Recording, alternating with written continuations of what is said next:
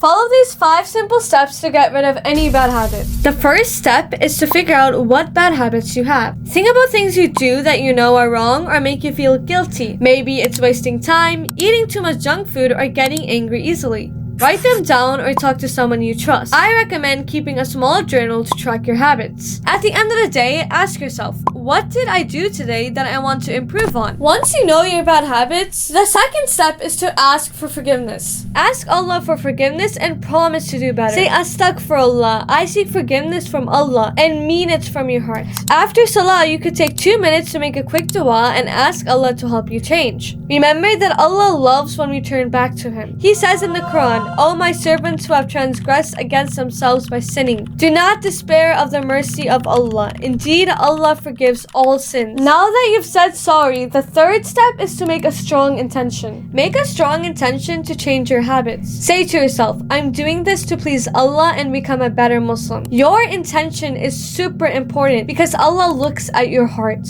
You could write your intention on a sticky note and put it where you'll see it every day, like on your mirror or on your phone. Now that you know your intention, the fourth step is to replace your bad habits. Instead of just stopping a bad habit, replace it with something good. For example, if you spend too much time on your phone, replace it with reading Quran or helping your family. Remember to start small. If you want to stop wasting time, set a timer for 10 minutes to read Quran or do dhikr. Gradually increase the time as you get better. Now that you've replaced your bad habits, the fifth step is to ask Allah. Changing habits can be hard, but you don't have to do it alone. Ask Allah for help by making dua. Say, Oh Allah, help me overcome this habit and make me stronger. Also, talk to your family, friends, or mosque community. They can cheer you on and remind you to stay on track. I recommend finding a partner, someone who can check in with you and encourage you to stay strong.